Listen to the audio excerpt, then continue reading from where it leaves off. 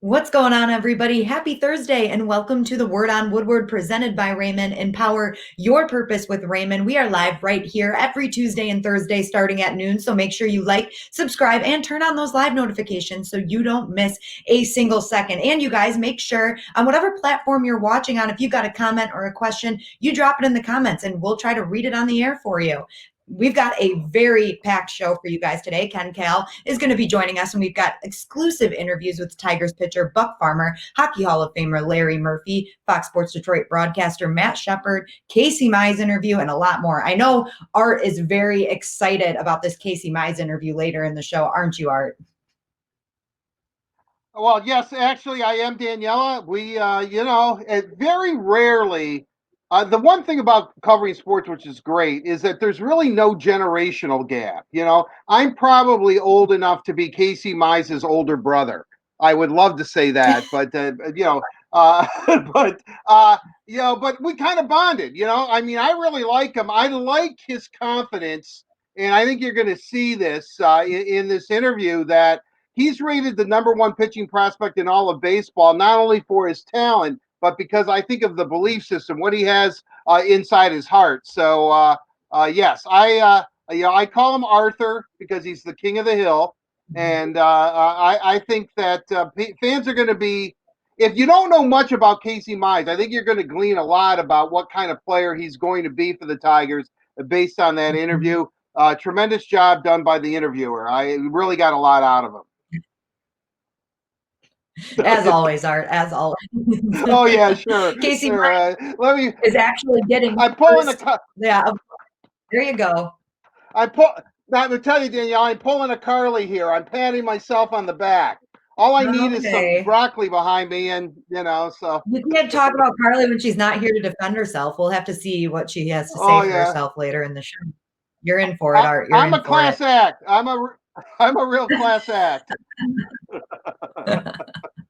Well, we're talking about Casey Mize. He actually got his first start in the Tigers inter-squad game happening today. It's happening right now, actually, and Matt Shepard is going to join us live later in the show, so we'll talk to him more about that. But first, let's get to our Big Three presented by Chevy, and we're going to start talking about the Tigers inter-squad game that they played yesterday. That was the first one of this summer camp, and the news that comes out of it was Michael Fulmer got the first start for the Tigers, which is great to see. It's just great to see him healthy on the mound and really in some good shape.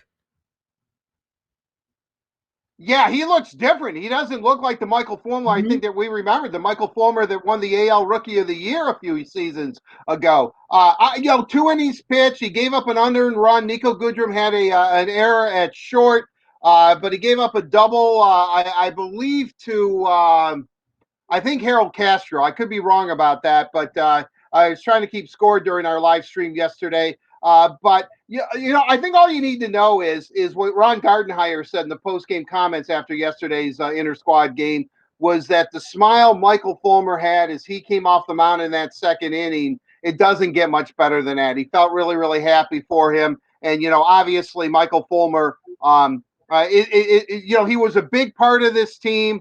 Hopes were really, really high that the Tigers found a definitive ace of the staff, and then injuries, plagued him for a while. Not only Tommy John surgery, but with his knee as well, and and he's rededicated himself. He looks like a completely different player, and that's really good news for the Tigers. It really is, Art. Like I said, it was great to see him back out there. And another thing that we have to mention about that game yesterday is this catch from Derrick Hill. He laid out for this one, and hey, we're already getting him a highlight reel going in the first inter squad game. So if that doesn't get you amped up for some baseball, I don't know what will. Well, the thing that's amazing about this is he makes the catch, hits the ground, it pops out, and then he has the presence of mind to catch it barehanded, because that would not have been an out. And I think that if it were a real game, they might have challenged the replay to see if the ball might have hit the ground. Once it bounced out, did he get his complete hand underneath? But hey, I'm sticking with it. It was a great. Now that I saw it in a little bit in slow motion, I'm kind of Catch. wondering It would was a I have catch. challenged that? Yeah, but yeah, exactly. It was a catch. It was beautiful. Way to go. Now look at this closely. I mean, it's a great grab. It bounces out. I mean, it would be really, really tough to tell. But, that barehanded, just to have a presence of mind. Obviously, Derrick Hill is another number one draft pick by the Tigers. I believe he was picked in the first round in 2014, and he was known as a defensive specialist. I mean, that he can cover ground. He can go for miles. He could probably cover not only center field at Comerica Park, but at Fifth Third Bank in Toledo. I mean, he's that quick. He's that fast. He can run. I don't know how far Toledo is. Like 75 miles or whatever. I mean, he's that good, and I think he proved it yesterday. Yes, he did. That was a great catch. Another guy we're going to talk about for our second topic of the big three is Spencer Torkelson, who I believe did get to take an at-bat during that inter-squad game yesterday. But some of the coolest things was seeing him learning from Alan Trammell. Torkelson was getting some work in using one of those pancake gloves and taking some pointers from Trammell. How cool is that to be 20 years old, newly drafted, the first overall pick, and you're already taking advice from a Hall of Famer?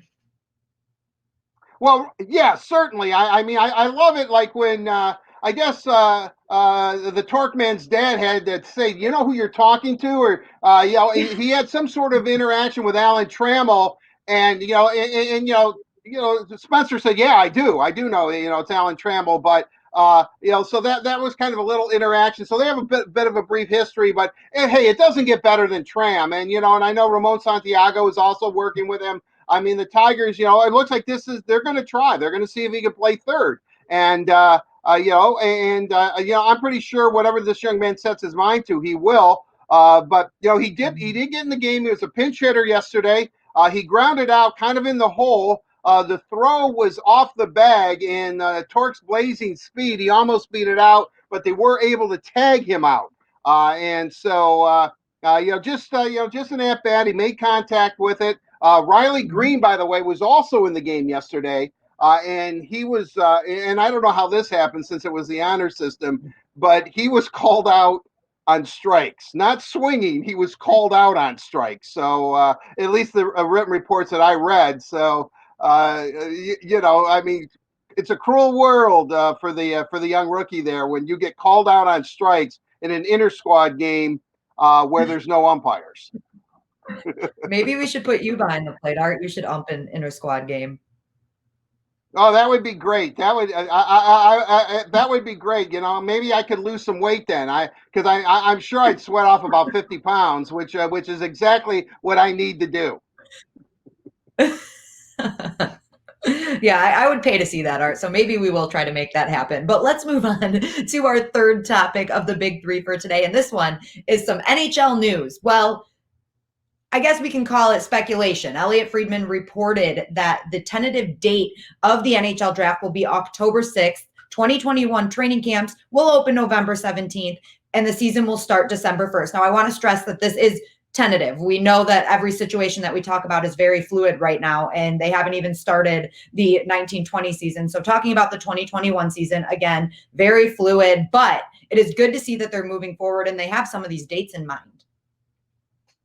Well, yeah, I mean, depending on what happens with COVID-19, whether they're able to complete this season or not, I would think if they're going to have to cancel the season, obviously we're all in a holding pattern again. I would say that these are probably dates that are probably going to hold true, and this is pure speculation on my part, if the rest of the regular season, if they don't award a Stanley Cup winner. I mean, October 6th is the draft. That kind of makes sense. Camps open on October 17th, and then you've got about, a 6-week window here, and then they start on December 1st. They're going to play an 82-game schedule, so I like that. I mean, it gives us something to shoot for. We know that the Red Wings on October 6th are going to be picking 4th overall in the first round. And then I would assume on the next day, on October 7th, would be rounds 2 through 7. Red Wings have 3 picks in the second round and 2 in the third. So it's going to be very, very busy for us, for the Red Wings, especially, and for us that cover the Red Wings, those 2 days with the first 4th overall pick, and then 3 in the second, and then 2 in the third. So they're going to be, Steve's going to be picking guys fast and furious there on day 2 of the draft. So that's good to see. Again, I applaud these leagues for trying to start. Unfortunately, it just appears that, as we've been saying, and this is just fact. This is all going to be dictated. The elephant in the room, as I like to say, is COVID-19. Where's this thing going? Where is it headed? Can it be controlled in a bubble environment? I sure hope so, because then there will be sports. So let's see where it goes. The two hub cities in the NHL, being in Canada, I think they're trying to do it right. So, I look at these dates, and I'm just hopeful and prayerful that October 6th is the draft, and sooner or later, Askarov is a Red Wing. That's the way I look at it. We're just a couple of weeks away, a few weeks away now from the projected start date for the NHL. So as we get more news, we'll of course be updating you, and we're hoping that all goes as planned. And like you said, our October 6th, we're going to be taking our 4th overall pick. But that wraps up our big three for today. A big thank you to Chevy for presenting the big three. Chevy cares. That is why Chevy Clean dealers are committed to using enhanced vehicle cleaning measures with CDC approved cleansers before delivering your vehicle after purchase or service. So when you're ready, you can find new roads with confidence. And guys, we're going to get you right into today's mailbag delivered by our friends at Little Caesars. We're talking about NHL news. So who better to bring in than Ken Kal? Ken, as always, thank you so much for joining us today. Great being with you today. Another lovely day out there, 90 degrees, and baseball's in the air. I like that. Baseball is definitely in the air, and you just heard us talking about some NHL setting tentative dates. Again, that was reported by Elliot Friedman. What was your reaction, Ken? Are you happy that they are kind of looking that far forward? Yeah, I really am, and I think all Red Wing fans are too. And of course, the Red Wings won't be participating in the play-in games or the playoffs, so the next opportunity to see our hometown guys in the red and white sweaters will be probably in the early part of December, which is good. And, us around here in Detroit, something to really look forward to, especially with the draft coming up in October and then free agency right after that. And then, of course, the regular season in December, which I think is a lot earlier than what was expected. It seemed like everybody was going to, have their sights on January 1st, perhaps. But what this means to me is the fact that if they do start December 1st, the season will end a little bit shorter. And, probably the regular season, if they play 82 games, will end sometime in May. And, you can get back on schedule for the following year, too, after the playoffs and have everything like it was before, barring this COVID thing works out okay. So I like it. I like the fact something to look forward to.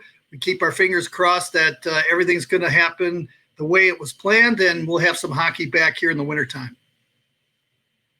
Ken, we've got a hockey-related question for you for our first mailbag question. I do want to remind you guys, too, whatever platform you're watching on, if you have a question or a comment, please drop it in the comments. We'll try to get to it today or maybe even in a future show. So please continue to do that. This one is from Mike from Novi. Ken, do you think Steve will use the Wings cap situation to his advantage in trades or free agent signings?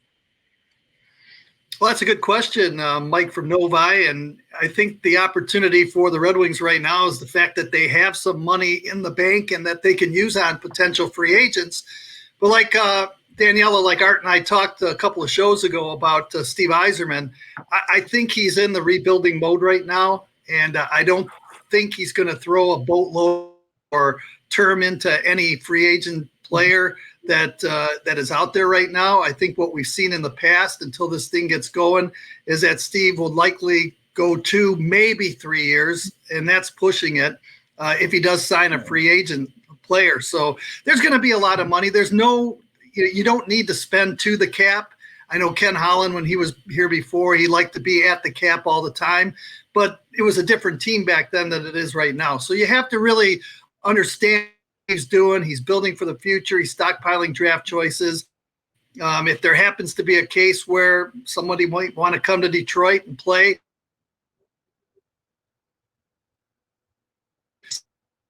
I think you'll see, 2 years max, maybe 3 if it's an outstanding player, if he would like to take that.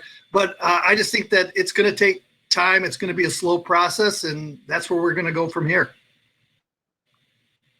Art, the next question is for you, and it's a baseball question. So we're going to get to question number 2 here. This one is Max from Royal Oak, and he asks, who do you think will be the Tigers MVP this year? Wait, let me guess, Art. The Torque Man.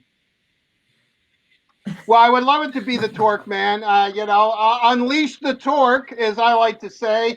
Probably not, though. Wishful thinking. Second, of course, on my list would be the King of the Hill, Arthur Mize, and then first of all, I got to say something really quickly. If the season starts December 1st, what I think is really great, the NHL season would be the Red Wings would be able to have their annual New Year's Eve game, and and that's a tradition. So I would love to see that. I think that would be great, and hopefully they're on that timeline. That would be fine. Now, getting back to the Tigers, okay, it's not going to be the Torque Man. It's not going to be, Arthur Mize, not this year at least. So I would think, and I'm going to go outside the box. I know I talked about this, and Double D brought up some good points yesterday. We were talking about this specific player I'm about to pick during the live stream, and that is Austin Romine. Because if the Tigers are going to do anything this season, I think we all know that it's going to come down to pitching. Pitching is going to be their hallmark. That's where they're going to do it in the 60-game season. And that means that Austin Romine, who will call all the games, will catch a majority of the games, is going to be working with a pitching staff that is going to be extremely deep. He's going to have to develop relationships with each and every one of those pitchers. He's going to have to develop a trust system. So I think Austin Romine is key because he's going to have to go out there to the mound. I know there's only 6 trips and all that, but if to settle a guy down, in the dugout, always talking to him. I know you shook me off on the curveball, but this guy, you got a great curve. It's going today. You've got to throw it. Whatever. I think that's going to be the key. I think that's going to be essential, especially as we saw yesterday. And granted, it's only one inter-squad game, but pitching did seem to be ahead of hitting, even though there were a couple of bangers, a couple of home runs yesterday. But I think that Austin Romine is going to be key. I think your catcher is going to be key. And, and he's got a little bit of pop. He'll add some offense. But the key for the Tigers season this year is that pitching staff. Austin Romine is in charge of that pitching staff, at least on the field. And I think that it's going to be Austin Romine. I think he is the MVP. I know it's a little bit out of the box. It's not maybe the sexy pick like the Torque Man or Arthur Mize, but I think it's Austin Romine. I really like that pick, Art, because like you said, it might be quietly that he's the MVP. It might not be as pretty as the other choices, but that's really the reason they brought in Austin Romine. They wanted that veteran presence. They wanted that leadership role, and that's exactly what he's going to bring to the Tigers. Exactly. I truly agree with that. I mean, Ken knows how important leadership is, over the years. And, you need somebody there to bring it together. And I'm not saying there isn't leadership on the Tigers. There's leadership all over that roster. But when you have a catcher, and I'm going back to Bill Freehand. I know I'm dating myself, or Johnny Bench, even Big Wheel Lance Parrish. I mean, you have that presence behind the plate, and he sees the whole field. He sees everything. I just shut off my light. There we go. With that said, it's one of those touch things, Like my hands start going. I guess it doesn't do that. But anyway, I think catcher is vitally important, especially with how important pitching is, and it's really centralized. When Bill Freehand was catching, Mickey Lolich, all those guys were throwing almost 9-inning games. There was no such thing as a closer or anything back then. So pitching's a lot more intricate. It's a much more expensive now because you have all these guys that are specialized. That's why I think in a short season with a good young staff that the Tigers have, some really promising arms, Austin Romine's the guy. I do have a catcher story I'd like to interject right now, if that's okay. Yes. Go ahead. Yes, please, Ken. Art and Danielle about Bill Freehand, and I remember when Denny McLain, this would have been around 1970, after he had his 31-game season in 68, but he was kind of on the downside and he was going through some personal problems. But anyway, he was pitching in a game in 1970 and they were playing the Baltimore Orioles, and the Orioles got him for 3 runs. The first 7 batters got on base, so bases are loaded. It's 3-0 Orioles in the first, nobody out. And Freehand goes up to the mound and says, "Hey, Denny, what's going on here?" And Denny's like I feel pretty good. Everything's okay. And then Mayo Smith, the manager, comes out and Mayo goes, "Hey, Dave, how you doing? Is your arm okay?" He goes, "Yeah." He says, "Is your knee okay?" Because he had a bad knee. He goes, "Yeah, it's okay." He says, "Well, what kind of stuff you got today?" And Denny looks at Bill Freehand and says, "Well, maybe Bill should answer that question." And Bill looks at Mayo Smith and says, "How the heck do I know what he's got? I haven't caught a ball yet."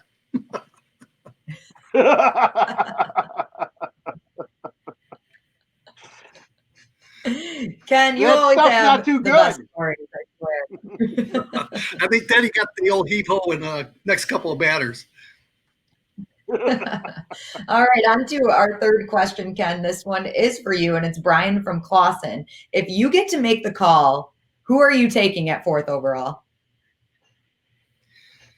Well, that's an interesting call right here. And I thought about this question a little bit. And Art, I need you to give me kind of a mock draft right now on who's going to go first, second, or third, and then who's available. I will pick my selection. So let's just say we're at the draft right now. Let's just say you're Commissioner Gary Bettman, and the first 3 picks are who, in your opinion?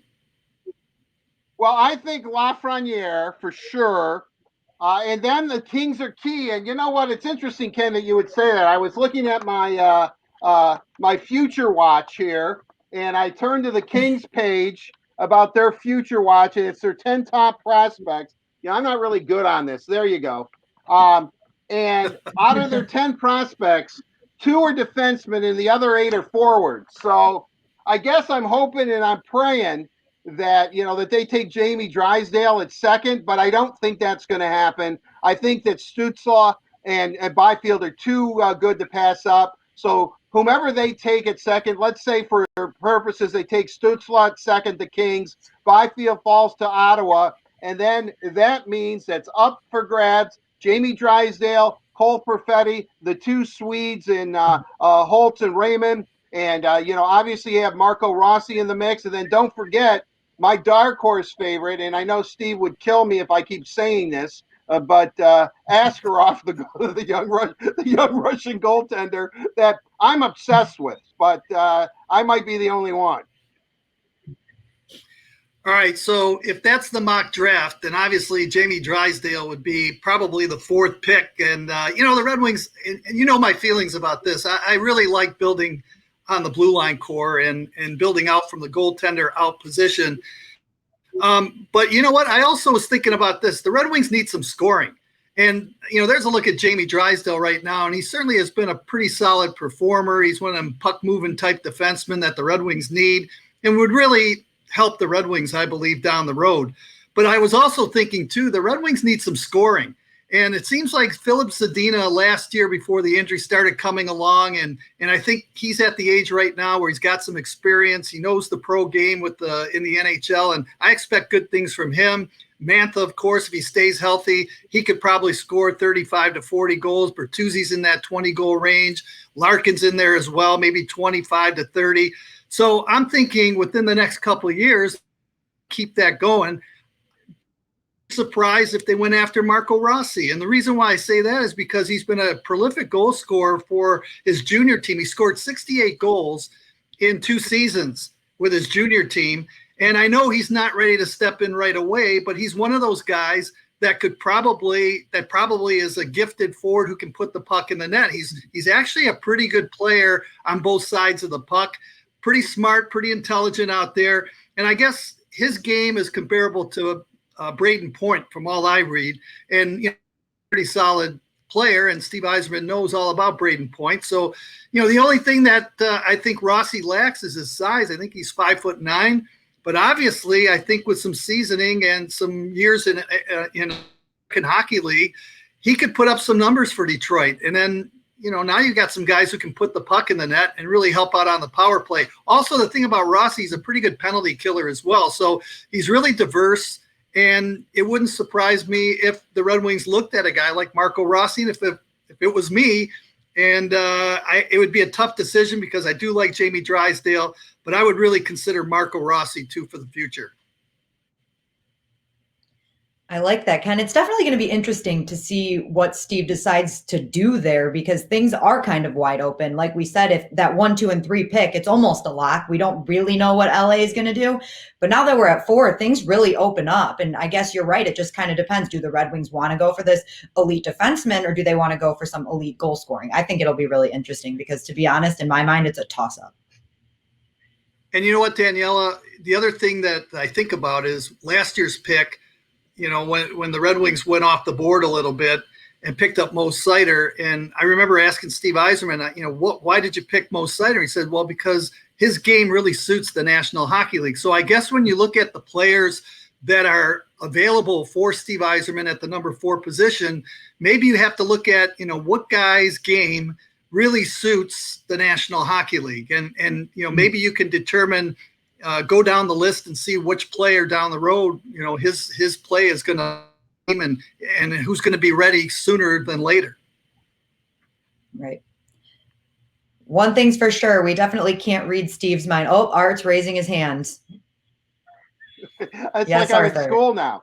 I would say this. I think Ken's absolutely right. Whose game translates. And I think in that highlight we show of Jamie Drysdale, you can see him having the puck and he dips and doodles and works his way through and finds an open shot in a lane and gets a shot on goal. I think, and I'm not taking away anything from all the young defensemen they have, including Mo Seider. But I think that the skill set that Jamie Drysdale has, from everything I've read, and granted, I'm not sitting there. I haven't seen him play live for sure. Well, I guess I have because I've watched Team Canada in the World Juniors.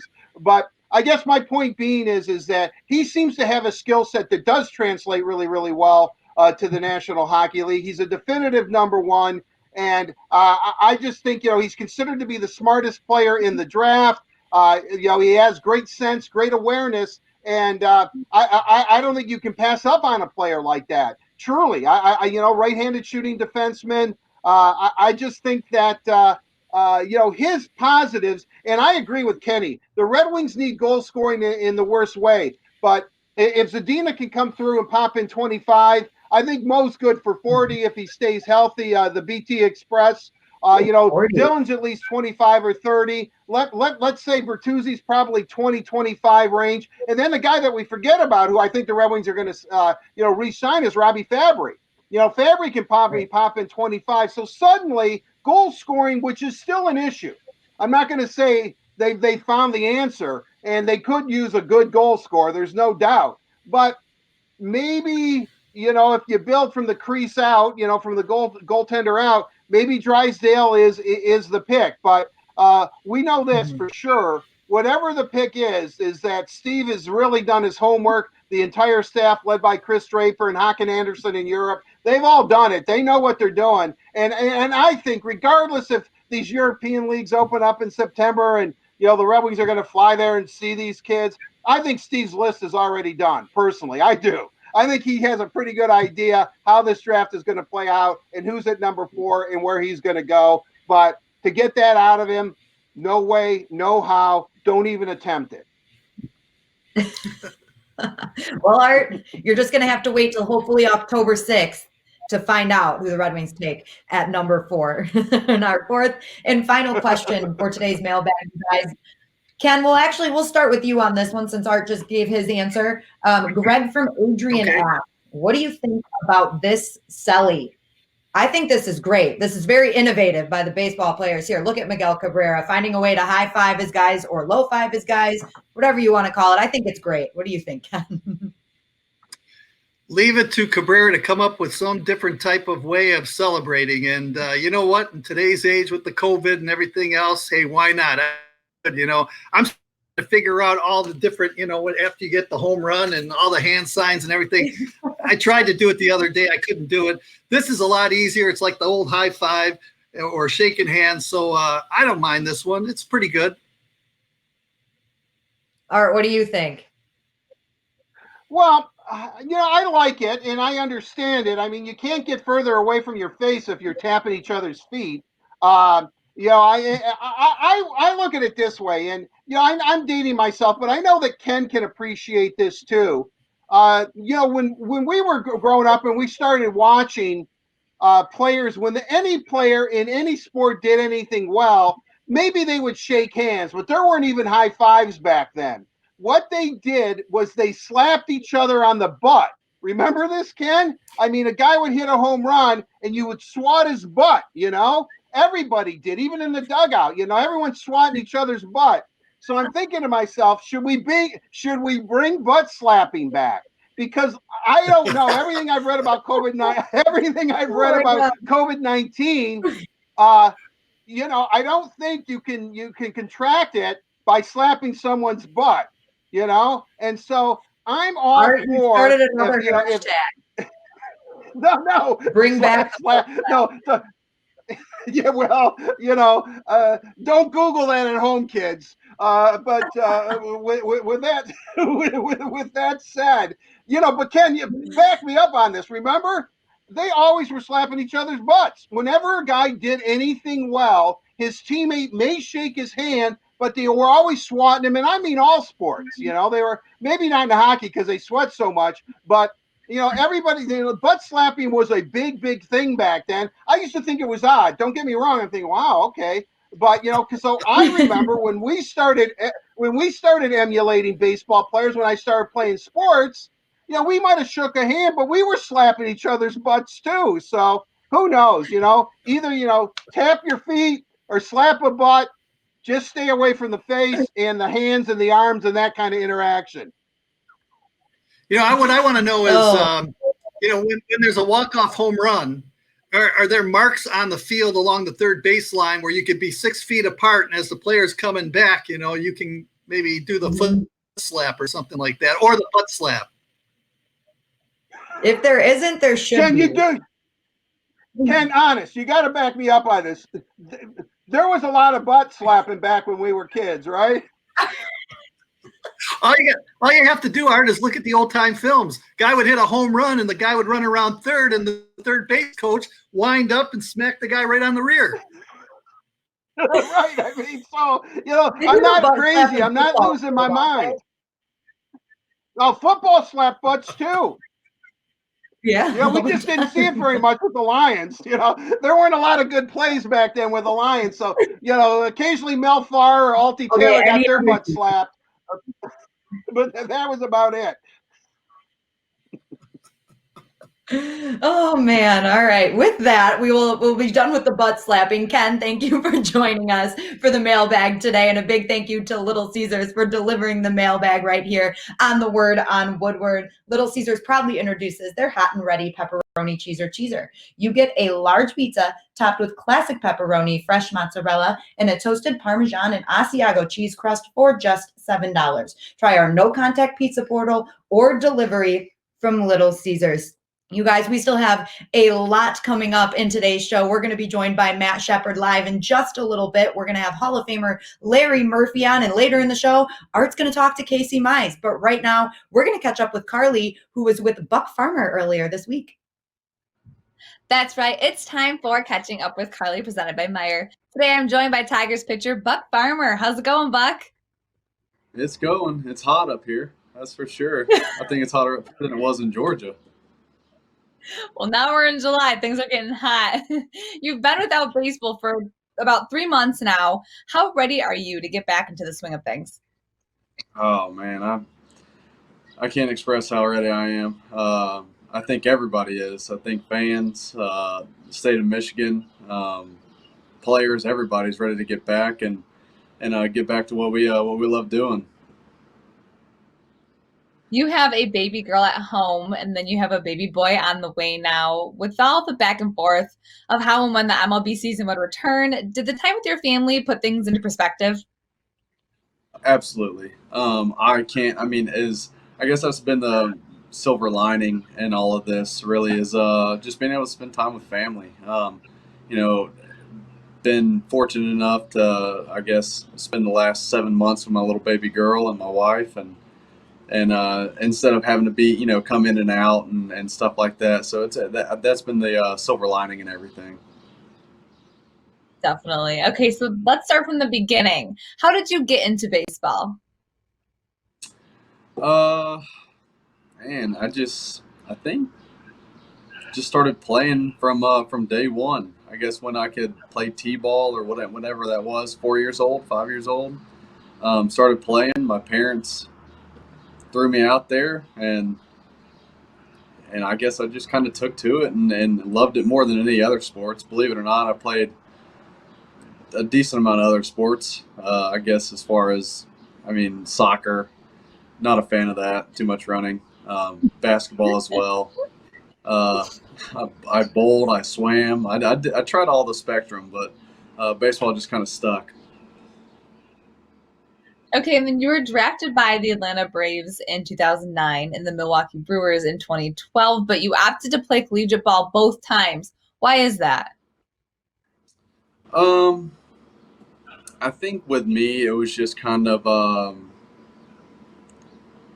the pros didn't outweigh the con, or pros outweighed the cons as far as going to school.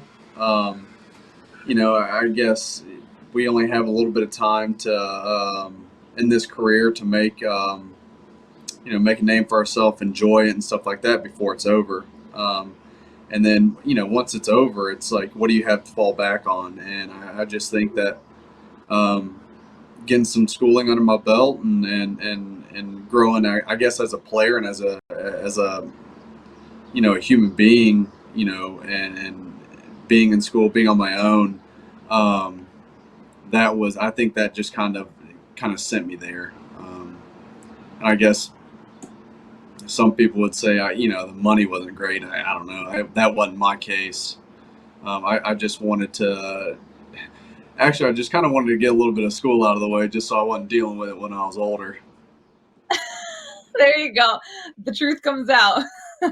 Yeah.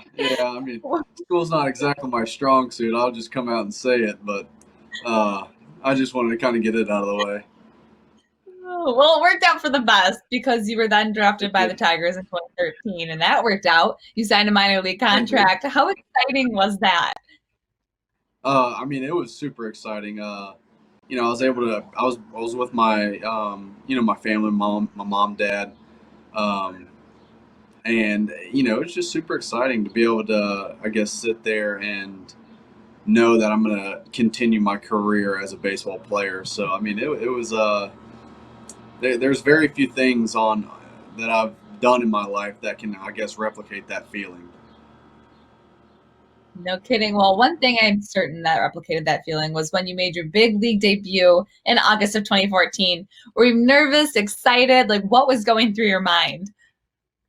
I think, man, I was nervous. I was excited. I think it was all the emotions coming through at that point. One, because we were trying to win a pennant that year, win the division that year. And they sent, little old me out there that's been in the minor leagues for, a year. And then I guess I kind of really had big shoes to fill too, because at that point it was I was filling in for Verlander because he had just went on the DL. And it was just like, wow, I got really big shoes to fill here. So that brought in the nervous aspect of it, and it was all the emotions. Okay, now we know last season wasn't what anyone wanted, but looking forward to the shortened season, do you think it's anyone's game, or should I say season, like anyone has a chance to make it to the playoffs? Absolutely. I mean, there's a lot of teams that are really good through 60 games, and then, or just through, half a season, 30, 40 games. There's a lot of teams that are really good through those 40 games, and then, they kind of, I don't know what happens, but they just kind of hit that patch of where the game starts catching up with them, or they just kind of go through a slump. Everybody in the lineup or on the pitching staff just goes through a lull, and then it's just kind of tough to dig back from. But now it's like, you talk 30, 40 games, and you're talking 3/4 of the season now, half to 3/4 of the season. So yeah, I think it's anybody's game this year. It's just all in. I think the biggest determining factor is how everybody's prepared up to this point, getting back to spring training. Right. And how weird will it be playing without fans, do you think? Yet to be determined, I think. I think that's a huge thing is for myself coming out of the bullpen, fans, whether we're at home or on the road, fans kind of being screaming in your ear, stuff like that. Okay.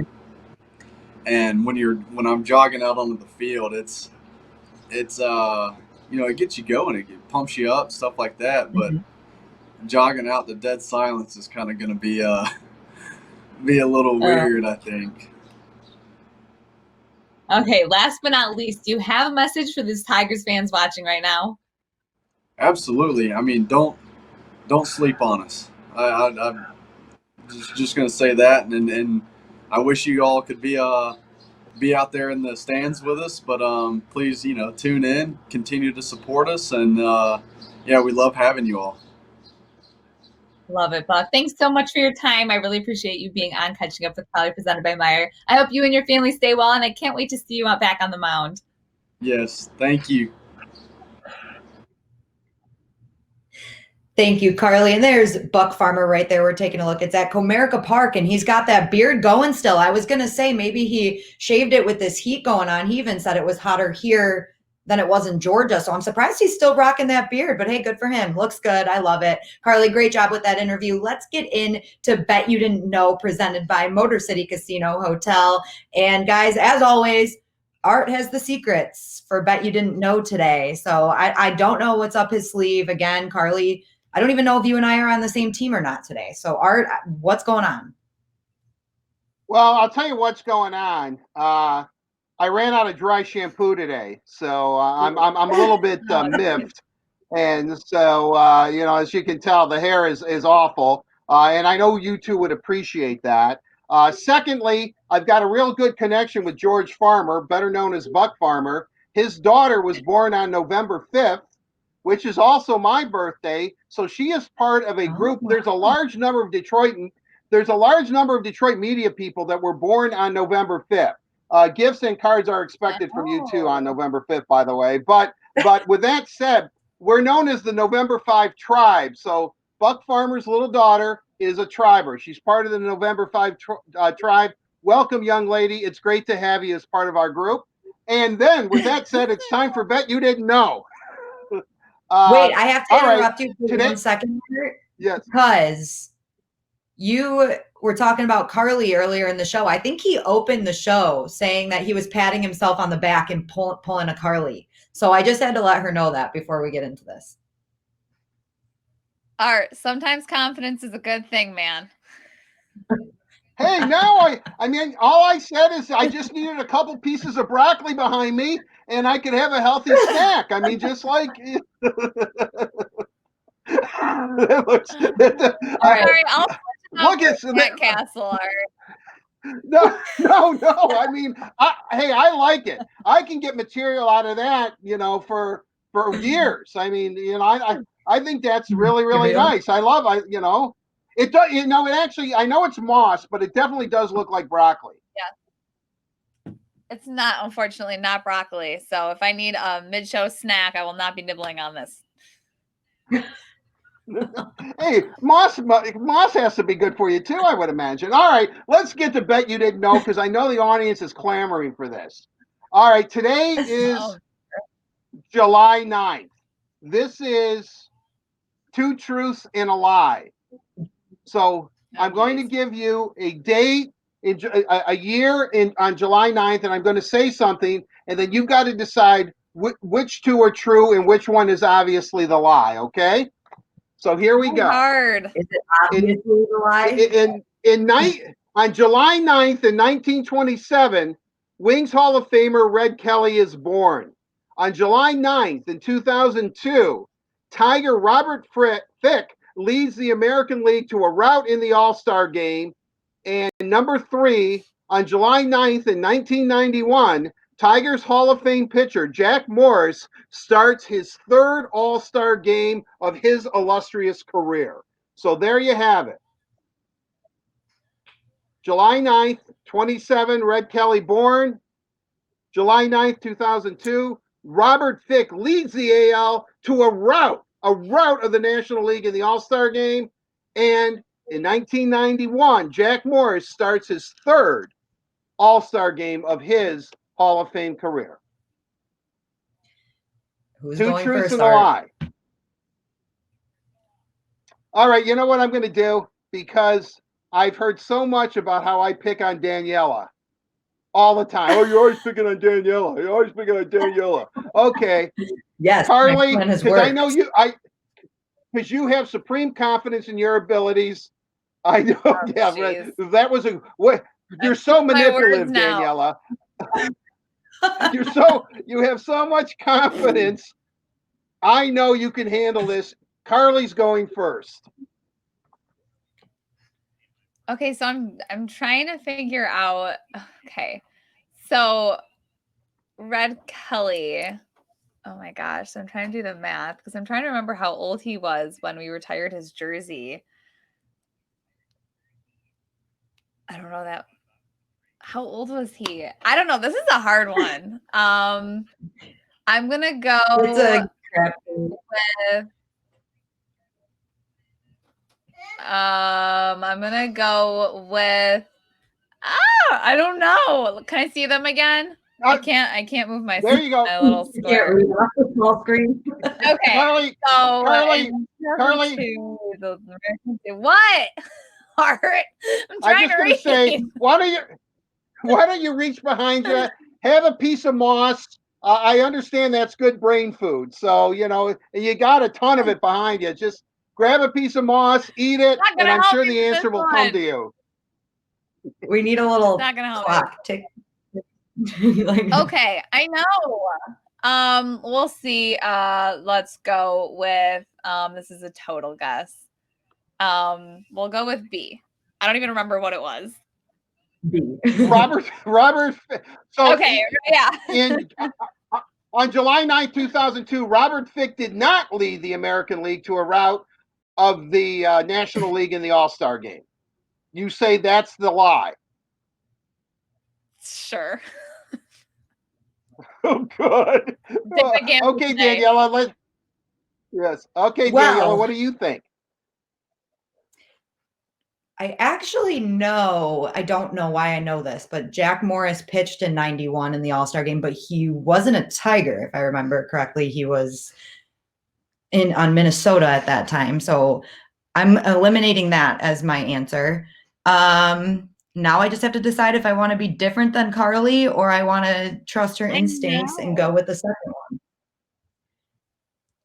one. 1927 sounds like a good year for Red Kelly to be born. I was trying to do the math. I was trying to remember how old he was when we retired his jersey. You know how I am with math. Let's not even try it. All right, you know what? I'm just going to trust Carly because we're do or die together then at this point. So I'm going with 2002 as well. Okay, well, you are both correct. You are both correct. Red Kelly was born. Carly. Thank you, Carly. That is the lie. Red Kelly was born in Simcoe, Ontario on July 7th, July 9th, pardon me, 1927. Also, Simcoe, Ontario is also the home of Brendan Shanahan, same city. And in 1991, Jack Morris did start his third All-Star game. And Daniela, you were correct, as a member of the Minnesota Twins. He was a Twin back then. And then in 2002, this is a legendary July 9th, 2002 All-Star game, was the legendary game that ended in a 7-7 tie, which changed the rule for the winning home team gets to host the All-Star game. Right here we have he wasn't a Tiger back then, he was a Twin, Torrey Hunter, who robbed Barry Bonds of a home run in that game, or else the National League may have won that game 8-7. There never would have been a great catch by Torrey Hunter. We saw him do that. Too bad he was just out of reach in that playoff game against Boston where he toppled into the bullpen, and the Boston cop is, Torrey Hunter's laying there all mangled up, and the Boston cop is jumping up and down because Big Papi hit a grand slam. Really, really great moment for that individual police officer there. But with that said, yes, Fick was in that game, though. He was the Tiger representative on July 9th in the All-Star game, and he did get a hit. He got a single. So Fick was in the game. He did not lead them. There was no rout. It was the 7-7 tie. Torrey Hunter robs Barry Bonds to preserve the 7-7 tie, and it also changed, the way baseball did things as far as the winning team in the All-Star game does have home field advantage, which lately has been the American League. Another interesting thing about Robert Fick is that he hit the last home run at Tiger Stadium. I think it was against Kansas City. I was at that game. So there you have it. Congratulations, ladies. I really, once again, I tip my cap to you. A great job. And Carly, pure guessing, but I guess that's the sign of true talent. Yep, there you go. Patting yourself on the back. Have a piece of moss. All right, you know what? I'm going to wrap up this segment because Art has not said one bad thing about Michigan State yet. So that does it for Bet You Didn't Know, presented by Motor City Casino Hotel. And Carly, I know that we've got a lot of interesting social media stuff today. So what do you have for us? That's right, Daniela. Okay, we're going to start with the Tigers' Instagram. Check out this picture they posted of a baseball wearing a mask, encouraging fans and everyone to wear a mask. And we also see here that they posted a video of Spencer Torkelson getting some pointers from Alan Trammell. I mean, who better to give you pointers than Alan Trammell? I mean, come on. And then we're going to move on over to Dennis Cholowski's Instagram, okay? He does not post on Instagram ever, and then he comes out with this fire post. I couldn't believe it when I saw it. He's a funny guy, but he's a pretty quiet guy, so I was surprised by this. You guys remember watching Tiger King at the beginning of quarantine, and they had this clip. I couldn't remember his name. Slipping my mind. But they had this entire clip of his interview on a jet ski. So Dennis Cholowski did it pretty much frame for frame. So it was pretty hilarious. Very, very impressive editing skills too. But that's all I have for now. Fans, make sure you send in your questions and we'll answer them later in the show. I'm glad we now know what Dennis Cholowski has been doing during quarantine. That's great. I love it. Great work, Dennis. You're going to have to keep more of that content coming now that you've started it. Guys, we've still got a lot of great guests coming up in the show. As mentioned, Matt Shepard is going to join us live and Art is going to talk to Casey Mize. But right now, we're joined by a Hall of Famer. It's time for Downtown Hockey Town, presented by Labatt Blue Light. And today's guest is former Red Wing and current member of Fox Sports Detroit's Red Wings broadcast team, Larry Murphy. Larry, it's so great to see you. How have you been doing during this quarantine? Well, I'm doing okay, and excited that we are going to see some hockey return. Of course, not our beloved Red Wings, but still, I mean, there's promise that things are going to get somewhat normal again. But yeah, it's been a long haul, and just like everybody else, you do what you can to keep busy. Larry, you mentioned that we will have some hockey hopefully here. Every day it seems like we're progressing towards that start date, which is now August 1st for the season. Teams will report for training camp on July 14th. When you look at this 24-team playoff scenario that we're going to be in, are there any matchups that are intriguing to you or anything you're looking forward to seeing? Well, I think because of just the nature of the layoff, the length of the layoff, who knows what teams are going to be, how good they're going to be, how strong they're going to be, how well they're going to play when they come back. So for a betting person, boy, I would take a long shot because I think it's leveled the playing field. And I think that we can expect to see anybody come out on top with the Stanley Cup. So I love the format. I love the fact that it's going to be very exciting because, hey, I don't think you can predict that any particular team is going to be the one that's going to stand out. Let's focus a little bit on the Red Wings here. We know now that they are picking fourth in the upcoming NHL draft. What was your initial reaction to the entire lottery process and now seeing that the Red Wings do sit at that fourth pick? Well, Daniela, I have to admit that I was like everybody else. I could not believe it. I was so disappointed. I mean, everybody's hoping to come out with the number one. It turns out to be the worst case scenario for the Wings, but still, for the most part, you get a number 4 player. I mean, you're gonna get a high impact guy, so it's not the end of the world. But it just seems like it just fits perfectly into this season, the way things have gone for this team. I mean, it's been a tougher haul for them. this season than anybody expected. I didn't expect them to make the playoffs, but I thought they would be in the hunt for a playoff spot much longer than they were. So yeah, that happens. That's a shock, a disappointment, so to speak. Yes, we saw young players develop, and the future is promising. But then we get into the draft, and it's like, boy, you can't even catch a break in that area. But it's not doom or gloom. They're going to get a guy. They're going to get an impact player. So it's just that you have your heart set on that number one pick, which obviously didn't come to fruition. Larry, I know if you look at the number 4 pick, I mean, everybody thinks the 3 really high-end forwards are going to go 1, 2, 3. You know, your forward team, the original team that drafted you, the Kings, if they somehow decide they're going to go defense, then maybe Byfield or Stützle fall to them. But let's say the 3 forwards go. Then at 4, it's wide open. You're a defenseman. Jamie Drysdale, by all accounts, is supposed to be a great number 1 defenseman, not a first pair, a number 1. Do you go defense if you're the Red Wings, even though he's a right-handed shot? They've got some young D, but if he's the best player available, do you go with the defenseman? Well, Art, I'm obviously a little biased here, but I think the defense is the most important position out there. So hey, you can't go wrong with picking a defenseman. I think with Steve. I mean, it's, as you pointed out, the top 3 are pretty well set. 1 set, 2 and 3 is debatable, but you're going to anticipate that those 3 guys are going to be gone. So yeah, now it opens up, and I think, after what happened last year with Seider, he wasn't a name that wasn't being bantered around when the Wings came to pick. I mean, it turned out to be a great pick by Steve Yzerman because he's a guy that's going to do what he thinks best. He's not going to follow the pundits who spew all this expertise, which in reality is just rehashed from somebody else that said it. Yzerman does his homework.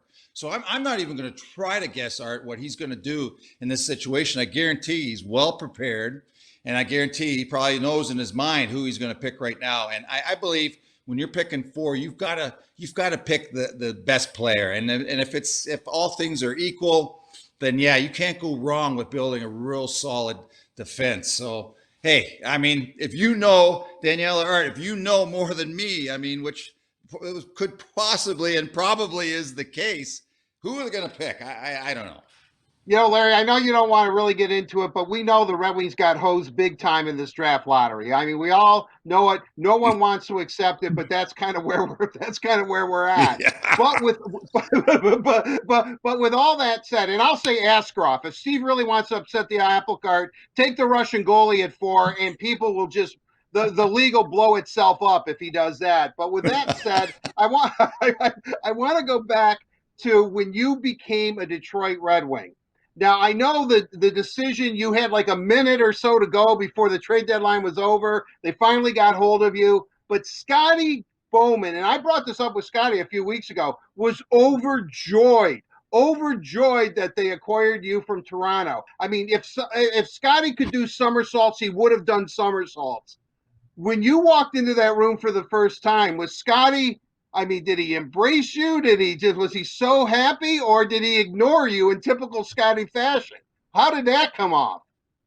Well, I had Scotty when I was in Pittsburgh, so very familiar with his approach. And geez, I don't know if I spoke to him the first couple of days, to be perfectly honest, but I never really spoke to Scotty a lot when I played for him. I spoke more to Scotty probably the 2 months after I retired than I did. I played with him. He coached me for, I don't know, maybe 6-7 years of my career. That's just the relationship we had. And that was fine with me. I love the man. Don't get me wrong. But yeah, he wasn't there. Like, he didn't come to the airport to pick me up. I mean, let's not get carried away here. And when I got to the rink, I think I didn't see Scotty till I got on the ice, I think, for the first practice. But it was fine with me. And he had made me feel welcome and obviously put me in a real good situation here in Detroit. And that's what I expected. It played out exactly as I expected with Scotty. In your time in Detroit, you were paired with Nick Lidstrom on the blue line. You guys were a great pairing. There's no doubt about that. All the history and everything you went through with the Philadelphia series, it was great. But what was it really like playing with a guy like Nick Lidstrom, and how did your guys' relationship build over the time that you spent with him? Well, it was interesting. The path to Nick, I didn't start right away paired with Nick. He was using, I think Blatty was playing with him, and I was moving around. At times, Danielle, I even played with Sergei Fedorov. We had some injuries, and Scotty put Sergei back on the point, and I played with him for a couple of games, which I got to say, it was awesome. I mean, his approach to defense was like no other.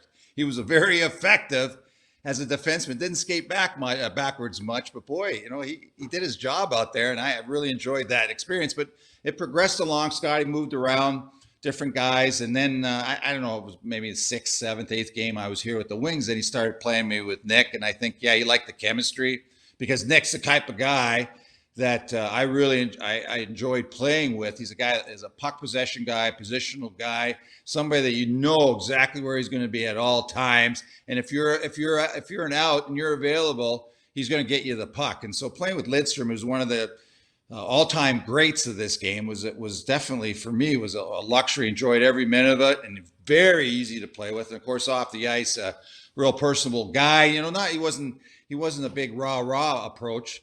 But that was the way Yzerman was the same way. Steve Yzerman, when he was the captain, wasn't a guy that that banged the drum. I mean, when he spoke, everybody listened, and that was the same thing with Nick Lidstrom. His approach was somewhat lead by example, and also when he said something, choose his words carefully. Boy, everybody in the dressing room was all ears. So those guys were a very similar approach of being captain and very effective.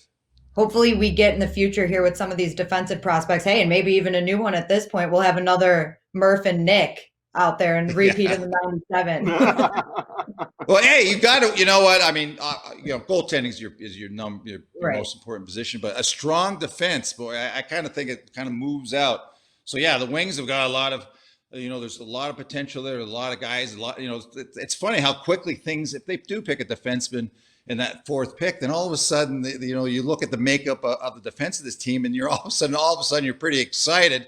Where we go into this previous season, it's like, well, how many defensemen did they use? Like 14, 15 guys. What was the number that the Wings eventually used on defense, just to go show you how topsy-turvy that position was? And it can turn around a couple of high draft picks, and boom, all of a sudden things look pretty promising back on the point. So I'm excited. I mean, looking forward. I mean, I wish we got to see them play again this year, but next season, I mean, these guys, the young core have developed, and now we're starting to see these young guys come in. They're going to add to the team. So yeah, it's positioned well for moving forward, and it's about time after the last tough couple of seasons we've endured.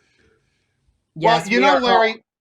Oh, go ahead, Art. Larry, I'm sorry, Daniel. I didn't mean to step on you there. I just want to say, hey, that's not like you, Art. That's not. You're never one to hijack an interview. That's not the way you work. No. Yeah. You taught me well, Larry. You taught. With that said, much like yourself, Steve's a big fan of the Word on Woodward. He watches every show, so I don't want to put words in your mouth, but I want. So what you're telling Steve, in a roundabout way, if I may be so bold, is to draft Jamie Drysdale at number 4. Go with the defenseman. No, you know what, Art? I mean, yeah, I'd say you can't go wrong with the defenseman. But you know what? I mean, we have fun. Like bantering around names, and I'm always hesitant because I don't get to see these guys play. These young guys play. Steve Yzerman himself watches them play, and his scouting staff watches them play. So they're much more well prepared, Art. So I am not even going to go anywhere near that area and try to tell him, what he's going to pick. But hey, I am going to say though, defense is the most important spot on the team, and the right shot defenseman. If you want to get particulars, even more important. I love it. You definitely can't go wrong drafting a D-man. Larry, thank you so much for taking the time to join us. It's been great catching up with you. Great hearing from you, as always. Another big thank you to Labatt Blue Light for presenting Downtown Hockey Town. Labatt Blue Light, refreshing Canadian Pilsner. Visit your local retailer when safe to pick up some Labatt Blue Light. Thanks again to Murph for joining us. You guys, I'm still laughing from that one. He is amazing. That's so great to hear from him, and a lot of good insight there. And I think if he was Steve Yzerman, he'd be taking a D-man. But now we're going to pivot into Brush Street Beat presented by McLaren. And our guest for today's Brush Street Beat is Matt Shepard of Fox Sports Detroit. Matt, I know that you were down at the ballpark earlier today. You still there now? I'm still here. Yeah, Danielle, still here. They still got the inter-squad game going on. Some early impressions. Casey Mize looked fantastic. Had 3 strikeouts in 2 innings. They actually gave him an extra batter in the second inning because he was picking him up and mowing him down. You got a guy like Kristen Stewart, has 3 hits so far today, a single, a double, and a 3-run bomb in the right field bleachers off David McKay, and Harold Castro's got a couple of more hits today. So it's been a lot of fun. You get a chance to watch some of these young guys. We just saw Kyle Funkhauser work an inning, watching Bo Burrows right now. It doesn't get much better than this right now on a beautiful day at 90 degrees watching the Tigers play at Comerica Park. Matt, you mentioned Casey Mize. The other starter for the day was Matt Boyd on the other side of the inter-squad teams. How did he look? Yeah, he looked good. He didn't get that many swings and misses, Danielle. It's kind of unusual for that. With Matthew Boyd, he looked better in the second inning than he did the first. But, we've set such a high standard for him, and he set one for himself. But, he's going to be the horse for this staff. He's going to be your opening day starter. He looks just as good as he did when we saw him down in Lakeland. Matt, you mentioned Christian Stewart, and I said this yesterday during our little live stream show that we did. He's kind of a forgotten Tiger in a way, but he's pretty essential and pretty important because if he's a better left fielder, if he can field a little bit better, but he can hit, and the Tigers obviously need hitting. Well, he's hit at every stop, Art. He didn't hit last year, but, there was some injury there. I think Detroit was looking for a little more power. I don't know how much you can truly expect from a guy who's playing a first full season with 10 homers. You'd like a little bit more than that. He's worked hard on his defense in left field. Whether that translates into games in 2020, Art, still is left to be determined. But he's working hard out there. Dave Clark puts him through a lot of drills. We watched it the other day where he's working on his throwing, working on getting behind the ball. If he's going to be an everyday player, he's going to have to hit because they've got some good young talent in their system for outfield positions. Riley Green obviously is one of those guys. You look at Parker Meadows down the road, the guy they just drafted out of LSU, in Daniel Cabrera. He can flat out hit. And then there's other guys like Bryant Packard, for example, that we should watch out for. He's a 5th-round pick last year out of East Carolina. So they're getting some young guys. They're turning them up. They're turning them down. And hopefully we're able to see these guys really soon, and competition is really good. I was watching the inter-squad yesterday with my partners, Kirk Gibson and Dan Petrie, and they kept talking about competition. The thing that drove their motor more than anything else is the ability to compete against really good players, and Detroit's getting more and more of them every single year. Before we continue this, Shep, I got to tell you, I dig the mask. Did you make that? That's awesome. You like that? You like that, Daniel? Yeah. My wife got this for me, so I got a couple of different versions, and we're always being responsible here at Comerica Park with the mask. Got to make sure we keep them on, but for you guys, I decided to just leave it hanging here for a moment. Got to represent that English D everywhere we go. Definitely. Well, I love it. I also want to. Oh, go ahead, Art. I was just gonna say, Matt, as we all know, you're a very attractive man, so thank you for doing that. I don't know about that, Art, but thank you. I mean, if Danielle had said that, I feel take it as a compliment. You, on the other hand, especially following Larry Murphy, it's tough following Larry Murphy, man. I love listening to Murphy. He's got such great insight, great personality. I love the hockey talk that you guys had. I wouldn't go with the goalie, Art. I'll be honest with you. I would probably go with the defenseman, but I understand where your passion lies, so that's good. Well, yeah, Murph is all about Askarov. He is about the demon. I have mentioned Askarov so much. I'm sure the next time I see Steve Yzerman face to face, he's going to either punch me or say, "What the bleep are you talking about? A goalie at 4?" But what the heck? I mean, it's good conversation. I mean, I think Askarov is really, really good. Yeah. Is he worth a 4 pick? Seriously, probably not. I guess. If I had to be honest. Listen, if Steve Yzerman determines that he deserves the benefit of the doubt because of his track history, I'll believe what he says. I just want to get that young guy and some of those young guys in the Red Wings system up and playing with the parent team just like the young guys with the Tigers as well. There are a lot of good young players in this Tigers system. Same thing with the Red Wings. Our patience, and that's a tough word to always follow, right? We always talk about it with our kids. We talk about it as adults. We've got to follow that rule. We got to be patient too. But when we see the talent that some of these young prospects have in both those teams, both those sports, then we're just excited for the future. And we want the future now. Matt, I want to ask you about yesterday's inter-squad game for the Tigers. We saw some interesting storylines there. Michael Fulmer got the start. We saw a little bit of Spencer Torkelson. What did you take away from that first inter-squad game? Yeah, it was tough Danielle, it was tough to get a gauge on Spencer Torkelson. He swung at the very first pitch and grounded to short. What I took away from more than anything else is getting the opportunity to watch him take batting practice the other day and get him working with Alan Trammell at third base. It was fantastic to see him, first of all, in foul territory, working with a pancake glove, fielding ground balls with Ramon Santiago, and then go to third base and have Alan Trammell work on his footwork and his throwing motion and so on and so forth. We saw the highlights there a moment ago. Frank Schwindel went yard, Jacoby Jones with a blast, and he looks good. I mean, the bottom line is, Danielle, this team looks healthy, right? They are excited about these inter-squad games. I would tell you this, I know it's very strange because there's no fans, but to hear the conversation on the field of play, to get these guys' reactions, to hear them screaming, I got it, to hear the sound of the ball coming off the bat and the popping of the glove from a guy like Casey Mize, it's been awesome to watch.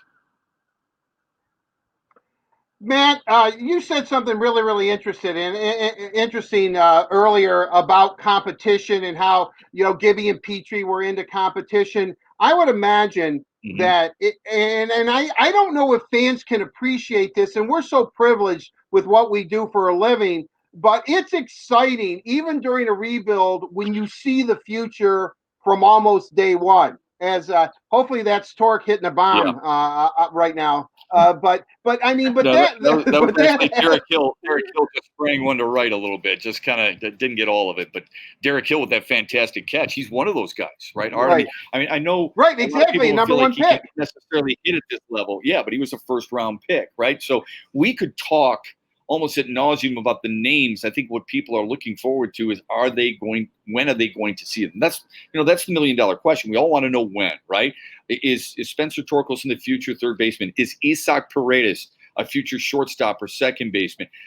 When are we going to see catches like that from Derrick Hill? When are we going to see Riley Green and Parker Meadows and Daniel Cabrera and Dylan Dingler, the second round pick out of Ohio State? Is Jake Rogers going to come into his own? And then the pitching staff, we talk about those big four names of Mize and Manning and Skubal and Faedo, but Joey Wentz, even though he's hurt, he's a guy for the future. Franklin Perez, I mean, when we saw him down there at spring training, you guys, he looked really sharp. If he could stay healthy, he might have as good a stuff as anybody else. And we remind ourselves that Spencer Turnbull and Tyler Alexander are still relatively young. So there are so many guys to watch and so many great storylines with this ball club.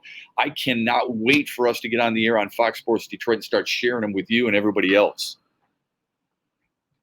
While we're talking about competition, the Tigers only have a couple of weeks before they are supposed to start their season. The opener is in Cincinnati, and the position that is still posing some question is third base. And from what you've seen so far, who do you think has the edge at third? And is there potential for a change there before opening day? Yeah, it's a great question. I think you're absolutely right. The two positions, if I can use the bullpen as a position, the two positions that I think are most uncertain right now is third base, and then who's going to make up the relief corps besides Buck Farmer as the setup and Joe Jimenez as the closer? Will we see Brian Garcia? Will we see David McKay and guys like that? Third base, I would guess Jeimer Candelario has the slight edge right now, Danielle. He's worked really hard. He improved his defense a year ago a little bit from the previous year. Harold Castro with another base hit. He just slapped one to right to score two. And Riley Green's going to come up next. I can't wait for that.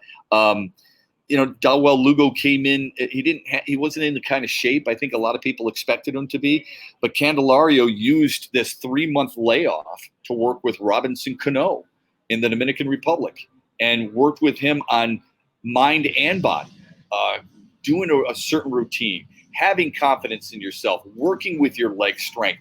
That's encouraging that he's constantly looking at ways to get better. These guys see it, though, you guys. They see just what you and I see.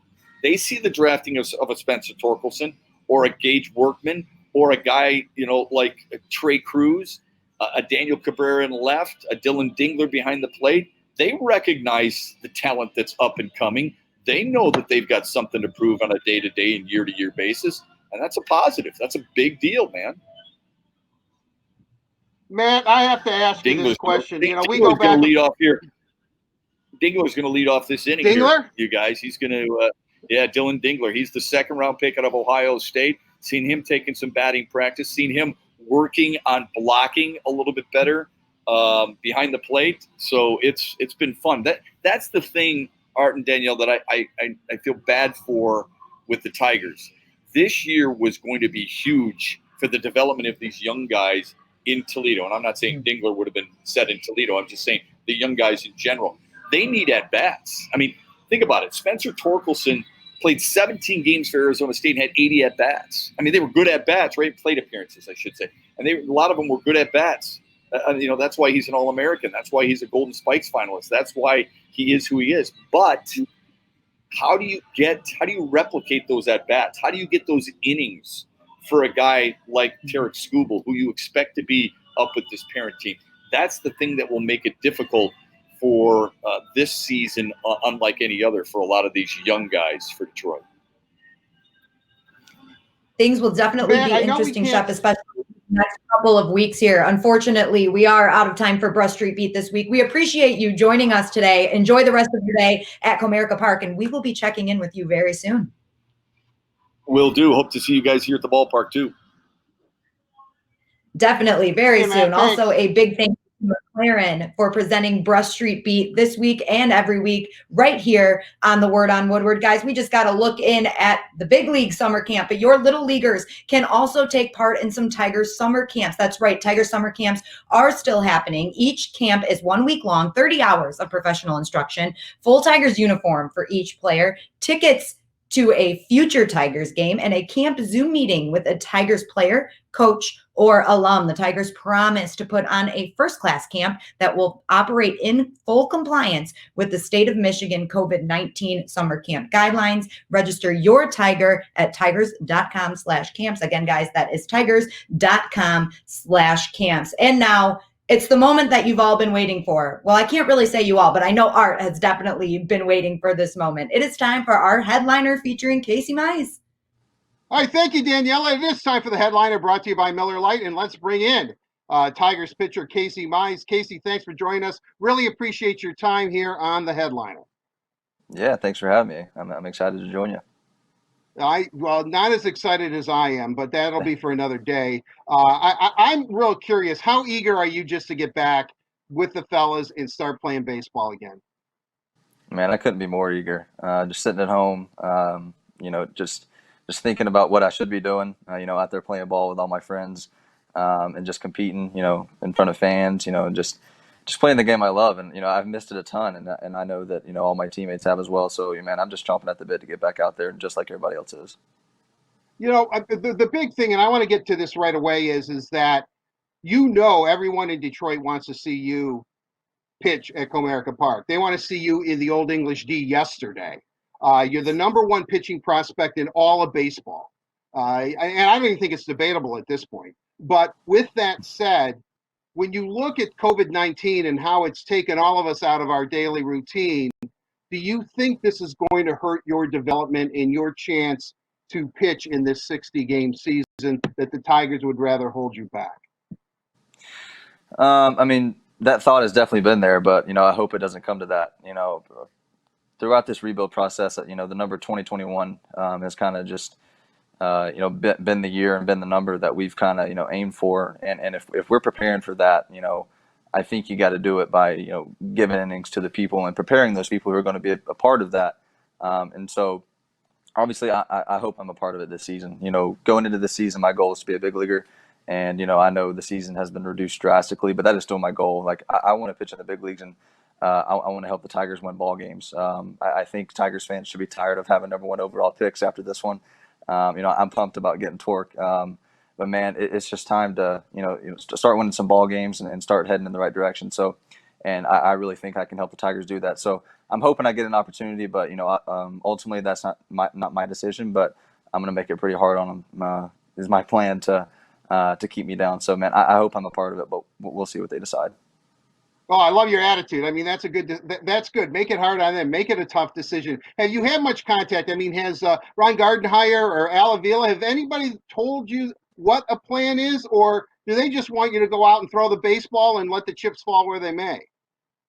Yeah, I think that's it there. I think, I just need to go out there and compete, and whatever happens, happens. I haven't heard much about a plan, but I don't blame them for that. I don't know if it's necessary to have a plan currently. I think it's just going to have to, whatever happens is going to happen. I hope nobody gets sick or test positive or things like that, but, that could open up opportunities. There's a whole array of things that could happen. So having a plan right now, I don't think that would be very effective because things can change, in the blink of an eye. You've pitched a couple of no-hitters. You pitched a no-hitter against Northeastern when you were in college. Then your first start for the Erie Seawolves, which we all saw in Detroit. I don't know if they cut away live or whatever to the last out against Altoona, but I'm kind of curious. We're not. Announcers aren't supposed to say you're pitching a no-hitter. No one in the dugout is supposed to say anything to you. But you're a pitcher. I think you must be aware of every pitch you throw in a game. I mean, are you aware that you're pitching a no-hitter? No doubt, no doubt. I hear of some pitchers sometimes that say, I didn't even realize it. I was just in such a groove. Man, I knew it in about the second inning that I had thrown a no-hitter. I was throwing a no-hitter. Like, oh, I've gotten 6 out now and haven't given up a hit. Pretty good start to the day. I was very aware of it pretty early on. Started getting nervous about middle of the game when I realized, okay, we're still here. This is still a real thing, a real opportunity. But I was very aware of it early on. And honestly, it kind of makes it a little bit tougher because that might allow for the ability to try to be too fine. But luckily I was able to manage that and get it done. But yeah, man, I was very aware of it early on. Do you walk into the dugout about the 6th or 7th inning if no one's talking to you and say, hey guys, by the way, I don't know if any of you guys are paying attention, but I'm throwing a no-hitter? I mean, would you rather have chatter or do you want quiet? I would rather have chatter, but I don't think you can walk in and announce that. I think that's just, you got to respect what's going on a little bit. But honestly, people were avoiding me, and I did not like that. I would rather talk to everybody I could in between innings. I just kind of like to keep it loose a little bit. But I noticed that less and less people were sitting on the bench, and less people were coming up to me and just talking about hitters and everything. And I just tried to start conversations with people, and I could tell they were uncomfortable. But man, it kind of calms me down just to be able to talk, and so I had to kind of seek that out because nobody was really coming up to me. Casey, I can feel a very special bond between us right now, and so I guarantee you, every start at Comerica, I am going to be right behind the dugout, screaming at you and letting you know that you have a no-hitter going. Okay, that's just going to be between me and you. And you, with this voice, you're going to be able to hear me. I promise you that. Yeah, I'll be able to hear you. Just beware of the other fans. They might get after you for that one, but they don't know that I don't care about it. But watch out for them. Hey, I'm from Detroit. I can handle it. With all that said, let's get to you as a pitcher. You have command of almost every one of your pitches, and the one thing that I keep reading about you is what makes you so effective is your core or your lower body. And I think when you think pitcher, you think arm, but having the lower body, having the leg strength, is that something that you've always worked on to make sure you have strong legs so you have the strength to throw that baseball? Yeah, no doubt. I think it's paramount and extremely important, to be a pitcher, to have a strong core and strong lower half, just to be able to control, the movements, that over the rubber. I think it's very important just to be able to. I don't really believe in repeating mechanics, but I just think just trying to be as centered and as strong as you can really allows you to throw more strikes. And I'm really committed to throwing strikes, and to be able to do that, I think you really have to master your core and your lower half. Reading about you, great fastball, nice slider, great cutter, but I hear about the splitter all the time. It's been described. Your splitter has been described as dominant, filthy, and ridiculous. Do you agree with that assessment? On some days, yes, I would think so, but others are, I'm not as fortunate. It just kind of depends, man. I try to make it as dominant as often as possible, but some days I just got to work with my other stuff. But when it's on, I'm pretty pleased with the splitter. Yeah. Is there any way when you start a game and geez, okay, the splitter's not going or the fastball isn't there? Is that the mental part where you just have to put that aside and just go out there and use your mind maybe over your talent to win that ball game? No doubt, no doubt. I mean, you kind of have to figure out what's working and what's not pretty quickly. Not saying I'm going to give up on a pitch quickly, but man, it's just kind of a mental grind of it would be a lot easier if I had this pitch today, but I don't. So what am I going to do physically and mentally, to work through this? And so it's a hurdle that you have to work through almost every game. You got to figure out what's working and what's not, and how you're going to deal with it. So that's the challenge of it. It kind of makes it cool because. For me, I like to mix and match a bunch. I just don't sit there and pound fastballs because my fastball is not good enough, honestly, to do that. So I have to throw other stuff in there for strikes. And so it's a challenge when I'm not able to do that with a pitch or two, and I have to really focus, and really execute the other ones that I have that day. When it's not going for you or when a pitch isn't working, a pitch that you like, do you talk to the catcher much? Are you talking to your pitching coach in between innings, or is that something that you just need to work out? No, I'm definitely seeking out as much help as I can get. Obviously, I know my body the best, and so I'm going to try to figure it out myself as well. But I'm looking at my catcher like, hey, what do you see? Am I flying open? Is my arm angle off? Like, what's going on? And same thing from my pitching coach. They both have different angles. Pitching coach is going to see me from the side. Catcher is going to see me from the front. And so I'm trying to get as many angles and as many views as I can see to see if we can dissect. Is it a mechanical issue? Is it a mental issue? What's going on? So I try to figure that out as quickly as possible. Try to do an internal evaluation of what am I thinking, what am I feeling, and just try to correct it as quickly as possible. During the course of a game, I mean, I'm from the era when I grew up and watching the Tigers play, is that the brushback pitch was part of baseball. It seems today that if you get close to a guy like 8 inches away from him or something, he all gets all PO'd at you. I mean, are you cognizant of that? Or if you have to brush a guy back, you're gonna pitch inside. I mean, that's the nature of the game. Yeah, it's definitely evolved. But man, I really believe in owning the inner half of the plate. It's kind of become foreign to hitters, man. I mean, everybody's just throwing breaking balls away from them and trying to locate the down and away fastball, which both have extreme value. But I still find a lot of value from throwing inside, especially like I said, my fastball's not the most dominant pitch, so I really have to locate that thing in and out. So I really believe in pitching inside and sometimes pitching really far inside, to set up some stuff off the plate or try to run something back that starts at their hip and comes back in or whatever it may be. I really believe in pitching inside. I think there's a lot of value to it, and sometimes if you got to back them up off the plate, you got to do what you got to do. And I know some guys kind of get mad at that, but it is what it is. Part of baseball. I think of Mize, Struble, Manning, and Faedo, and I naturally think of Maddox, Glavine, Smoltz, and Avery. Smoltz and Avery, two good Michigan guys. But with that said, I mean, this lineup, this young arm lineup, these starting pitchers, you guys can make history. I mean, do you believe that? Because I certainly do. Man, I really do. I kind of mentioned those Braves not too long ago. And I think it's just a really good model for us to try to follow. Very tight knit group, just dominant rotation. And I think that, that's kind of been the plan, up top from the Tigers to try to, build this rotation. And man, we have a really good stable of arms that we're building. And it's just exciting. Those guys are extremely talented and are going to provide a ton of value. And I'm just really happy to be a part of it, man, because I think we definitely could be building something, like those Braves. And so I'm just excited to see it play out. We're just going to keep working to try to make it happen. How important is it to have chemistry with those guys? I mean, to me, when I see the four of you together or the interaction, it certainly seems like Faedo's the ringleader. I mean, he seems to be the guy that's kind of, messing around all the time. Not that you're not either, but you know what I'm saying? I mean, how important is that to start together, come up together, hit the Tigers together, win a world championship together?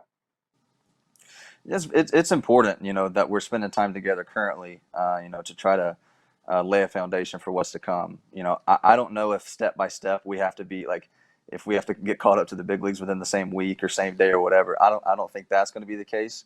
But while we're in the minor leagues, all of us being together, provides a ton of value. But at one point, we're going to have to separate for a little bit, but hopefully, that's not too long. Because, man, I just enjoy being around those guys and learning from them, just interacting with them on a daily basis, because they're such great people, such great players, and they just provide a ton of value to our organization, to our team, to myself, and I try to do the same. But, man, I've just been very fortunate to be around them because, like I said, they're such great people, and I just love those guys. I love being able to hang out with them. I would imagine having guys your peers, really right around your age, both coming up through the system, has to be really good for you. I mean, because if there's anybody that knows what you're going through, it's definitely Manning, Scrubble, and Faedo.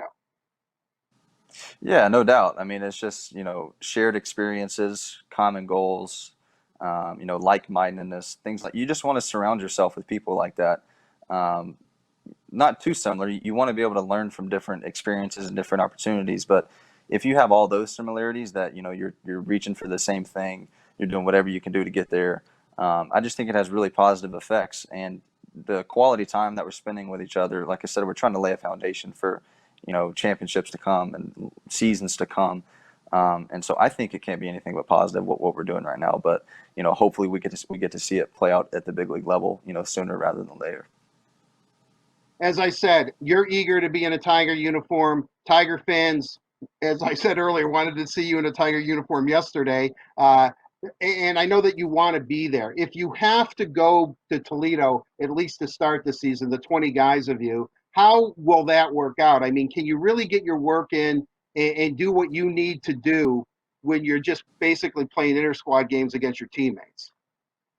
I hope so. I'm curious to see what it's going to look like. I think it's going to be challenging. I mean, but what's not going to be challenging during a big league season, during all of this stuff, during any job or anything that's going on right now in this country. I mean, it's just been challenging. So it's going to be different. Hopefully I can get, quality, some quality practice in, hopefully preparing, to be in the big leagues, because I think that's where the real experience and the real knowledge can be learned, and the real just being able to set up for what's going to happen for next season.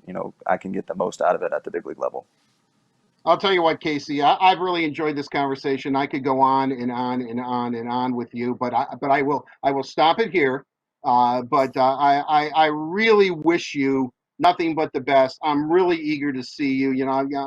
I'm old enough to remember Denny McClain winning 31 games in the Tigers uniform, and that's probably not going to happen again. But No. if there is another 30-game winner, it's going to be you. I'm predicting it'll be you. So hey, I'll take it. I'll take it. Okay. Cool. That's what I love about you. I can tell you anything. I can say, and by the way, I think you can hit 5-6 home runs a year, just, as a pinch hitter or something, There you go. I mean, that's the attitude you have to have, right?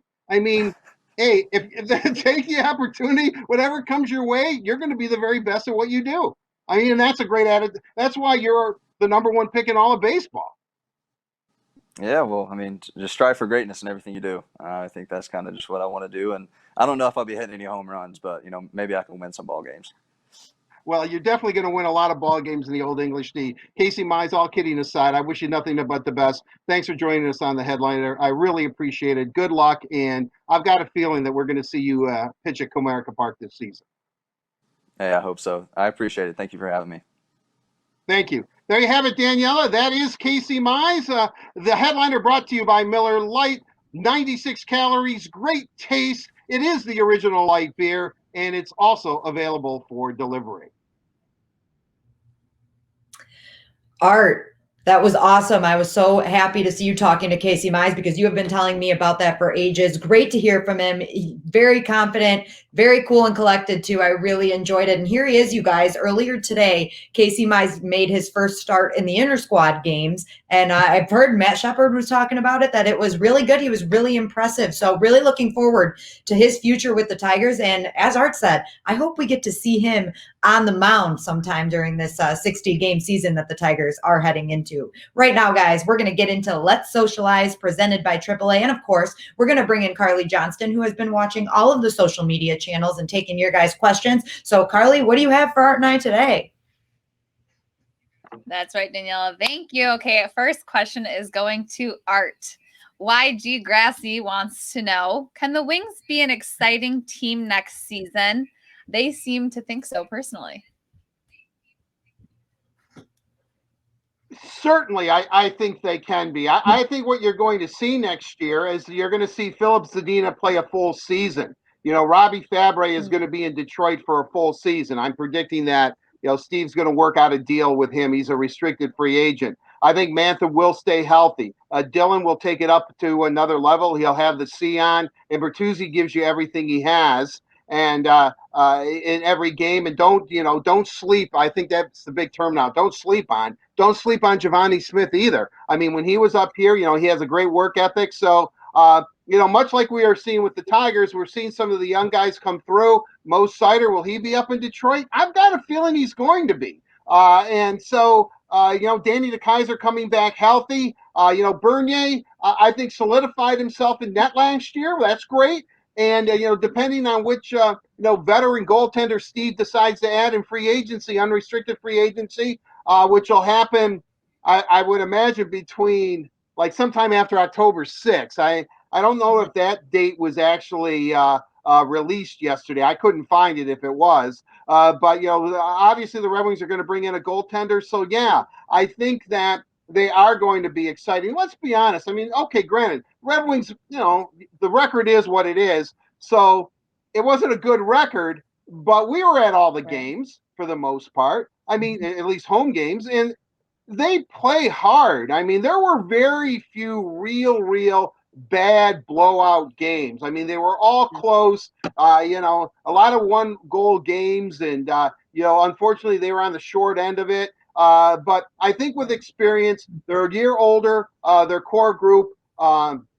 I think that you'll see less mistakes. I think more experience. You don't make as many mistakes. You know when you can try a pass, when not to, when to hold on to the puck, when to try to get it away. I mean, you anticipate better because you have experience. The game comes to you a little bit easier.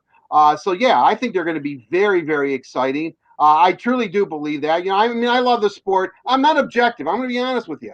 There's two things that I think you both know that I'm really not objective about. I have a real deep passion for, and that is, the Red Wings and the Tigers too. I'll tell you, now that we've been doing this show, I'm really definitely into the Tigers. And look at Casey Mize is a star. That attitude alone, that guy is a star. Arthur is definitely a star. But with that said, and then of course I haven't mentioned them yet. I've mentioned Steve a few times today, which I will do each and every show. Is Michigan's football team? I have passion for both of those. I'm not objective. I always see. Where is this coming from? I'm going to cut you off there. All right. Now you're just going on. Wait. Yeah, no. Let me just say this. I know that I'm not objective about certain things, but I really do believe that there is a nice young core here for the Red Wings.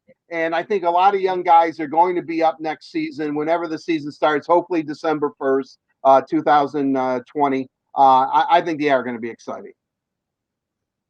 I love the optimism. I'm looking forward to it. I can't wait to get back into some Red Wings hockey. But Danielle, I have a great question for you.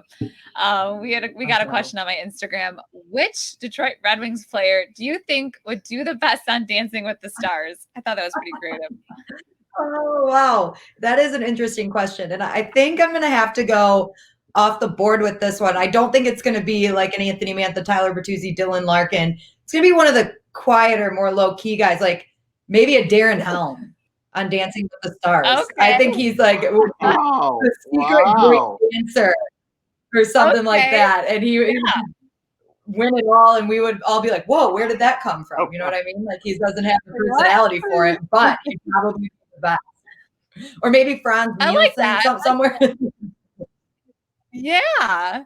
See, I was thinking more like Mo Sider or Dino Svechnikov, like someone with that like silly personality.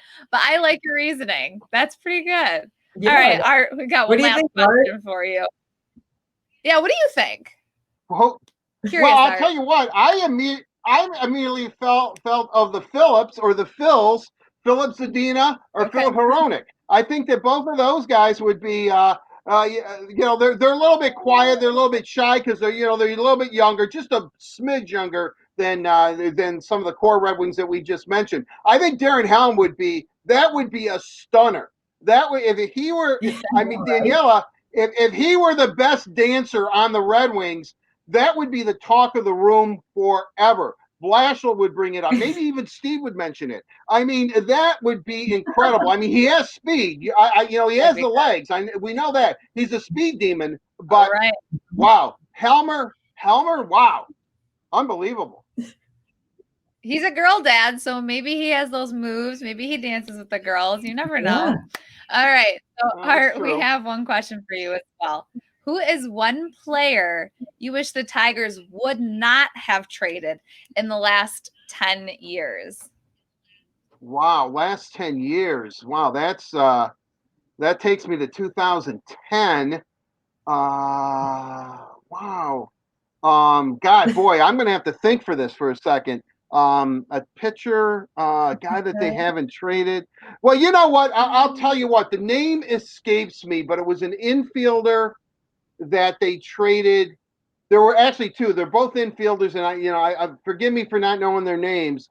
The one infielder that they traded to Toronto, who ended up being an all-star, and then another infielder, I believe it was an infielder, they ended up trading to Cincinnati. I think that those are, the two guys that, if you look at it now, those were the, I mean, their names are on the top of my mind, but I don't have them right then. I would say that would probably be, and when both of them, I know when the guy was traded to Toronto, that there was some, I can see him. I think it starts with a T. But Is it Devin? he was supposed to be. What was it? Devin Travis? Travis. Devin Travis. Yeah, I'm gonna. Yeah, I think that is the guy. And then there is also one. Then there's also one in Cincinnati. People are probably at home saying, "Well, geez, you can't even remember their names. How big of a loss was it really?" Suarez. They were losses. But there was a guy they traded to Cincinnati. I'm surprised you didn't go Verlander. Well, I mean, that's the obvious pick, right? I mean, certainly you didn't want JV to be traded. But, I think when you see deals like that are being done, I mean, the Tigers had to initiate a rebuild. So I kind of understand why they were done, whether you like it or not. But I'm talking about guys who that they moved, that were in the system, played some games, or they wanted to make some moves and get better, and they ended up trading them away. So that's the way I look at it. Like John Smoltz, I know we always talk about that deal, or a certain age of Tiger fans, when he was traded to Atlanta. He was a Tiger farmhand. He was from Lansing Waverly. He turned out to be a Hall of Fame pitcher. But they got Doyle Alexander, who really was a Baltimore Oriole for a long time, but they got him from Atlanta, and Doyle Alexander was 10-0. He won his first 10 games as a Tiger starter, got them into the playoffs. So, I mean, granted, you look back on it now, but at the time, that was a pretty good deal. Do I regret them trading Smoltz? Yeah, I think probably Smoltz, who's a Michigander, he probably feels the same way. But they're two guys. And you know what? On Tuesday's show, I will have these names, but that's the way I approach that. When you have a big deal. And, and let's be honest here. Jake Rogers, we talked to him. He was part of it. Franklin Perez, who Shep just mentioned, was looking really, really good in spring training. He's had some injury problems. So, that trade isn't complete. When Cespedes went to the Mets, they got Michael Fulmer in that deal, and he ended up being Rookie of the Year. So the Verlander deal, although you're sorry to see JV go, the jury's still out on that trade. There's still prospects that can still make their mark in the Tiger organization. Now, are they going to live up to Justin Verlander? Okay, probably not. We're talking about a Hall of Fame pitcher. But even if they come, 3/4 of the way towards Justin Verlander, they're still going to be pretty good players, and I would say borderline Hall of Famers. So, but that's what I would say. I do apologize for their names do escape me right now. I do have my Tiger Media Guide here someplace. We got a comment on Facebook. Okay. John Crawford commented, Eugenio Suarez is who they traded to Cincinnati. Right. Yes. And he ended up being a really, really good player. That is exactly who I'm thinking. Thank you, young There we fella. go. I appreciate you helping me out on that. You know, I owe you a ginger ale if I ever see you. I promise. And I'll pay up. Hold him to that, John, if you ever see him. Love it. Yes. Love it. All right. Google saves us again. Okay. And finally, during the show, the Tigers released their 2021 schedule. Looking forward and hopefully for a full season after this shortened 60 game one. I mean, you guys, can we please fast forward to then, please? Yeah. Look at that. Starting it off on April Fool's Day, Yeah. opening day in Detroit. Absolutely. Yeah, maybe Arthur's on the hill. Maybe the king of the hill starting that game. You never know. Mize could be there. What I really, really like, and because I have kind of an affinity for the LA Dodgers. First ball team I ever played on in Little League here in Livonia, we were the Dodgers, and so. But I like the fact that they're playing the NL West. We're going to see JV. We're going to see Houston's on that schedule. The LA Dodgers. So I'm pretty excited against that. It looks like they just can't. Is that St. Louis? Gosh, they're always playing St. Louis now too. But they're a natural rival. And then obviously it's really, really loaded up with the AL Central teams. We only see them 19 times a year. I like the fact that the Tigers are going to be in Texas on July 4th. Unfortunately, or no, they're home. They're home, right? Yeah, okay, yeah, they're home against the White Sox. That's cool. I like this schedule. Boston's in town. That's great. When do the Yankees show up? Memorial Day, Art. Memorial Day. Memorial Day. Oh yeah, all right. Well, Memorial Day is the one that's in May. Okay, yes. So the Yankees are in town, and are they in town, or is Detroit there? Blue is home. Is home. blue White shit. is away. Yes. Mm-hmm. Okay, so on Memorial Day.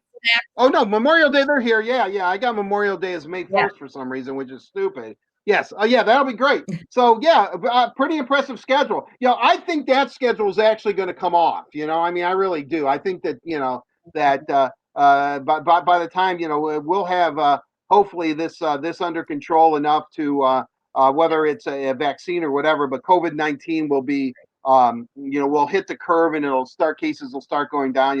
I think we all pray and hope for that every day. I love that new schedule, and I'm really, really hoping. I'm really hoping we see Arthur Mize on the mound in this 60-game schedule at Comerica Park. I think. Look, you saw that interview. I mean, that guy, he's not cocky. You know what he reminds me of? And Tiger fans will remember this. He has the talent of Justin Verlander, but he has the bravado of Jeff Weaver. Jeff Weaver was a nutbag on the mound. He really believed in himself a lot. And I like Jeff Weaver. I always have. But I think if you combine that, Casey Mize combines that, and JV was also a real competitor. I'm not saying that, but what was supremely confident. But I like that makeup of Casey Mize. I think that, and I also think that Auburn must be a pretty good school. I don't know much about it, but he's a really well-spoken young man. And I think that Arthur, the king of the hill, Mize is definitely going to. I think that guy's a real player. I think and today, what did Shep say? He's sitting there, and you could feel. Granted, there's no fans in the stands, but you can feel the ball pop in the catcher's mitt every time he threw that. That's velocity. That's impressive. I can't wait. Well, we got a number one fan, Casey Mize, right here, and Art Regner. And you're gonna be confused. See, I couldn't even say his name. I'm catching myself every time I say Casey Mize not to say Arthur. You're gonna confuse our fans. Well, I guarantee you, when he starts throwing no hitters in a Tiger uniform, I don't think the crowd's going to be going Casey. I think they're going to be going Arthur. Yeah, and that will pump him up because he knows. Arthur's a great name. I mean, I'm not saying it because it's my name. And I used to hit, but King of the Hill, Arthur, King Arthur, Casey Mize is the man. Love it. All right. And unleash the torque. Unleash the torque. Great. You got to pick a favorite, Art. You have too many. We can't keep up. No, I'm easily swayed. Okay. All right. Well, that's all I have for Let's Socialize, you guys. Thanks for having me on again. Of Great course, job, Carly, Carly. thank you. And a thank you to AAA for presenting you Let's Socialize right here on the Word on Woodward. AAA says thank you with free roadside assistance for first responders and healthcare workers fighting to defeat COVID-19. You protect us by going to work every day. Let AAA protect you on the way there and back. Art, I cannot lie to you right now, and I'm sure Carly is feeling the same way. My cheeks are hurting. You are making me laugh so hard today. It's so hard to hold that smile. I mean, when you're, when you're able to bring butt slapping into any conversation, I think know. you laugh a little bit. I'm serious though, Daniela. I mean that used to be the celly back then, and that was the only celly, and it was pervasive through all of sport. That was that was a thing, and I think in these times, in the times of COVID-19, butt slapping may be the way to go. And I like the foot tap though. I got to give Miggy some credit. I do like the foot. I do like the foot tap. Right when we get rid of the red underwear, we get butt slapping to replace it. Perfect. I love this. I love this. Well, it was a natural progression. I mean, it was a celebration. That was the way people celebrated back then. Granted, I'm a little boy, and I'm thinking, because when you're a little kid, usually if you're getting your butt slapped, it's not a real good thing. You're being disciplined in some way. So I'm watching it, and I'm seeing all my heroes. When they do a good thing, people are slapping their butts, and I'm thinking, what the hell is going on here? I'm very confused, And but I eventually worked it out. My world is topsy turvy. It's been turned upside down. I was more upset about that than I am a global pandemic. Oh my God, get your priorities straight, kid. All right. Well, as I said, my cheeks really hurt. So we're going to call it at that one for today. Thank you guys so much for joining the Word on Woodward presented by Rehmann. Empower your purpose with Rehmann. And make sure you tune in every Tuesday and Thursday starting at noon. So we'll see you guys on Tuesday.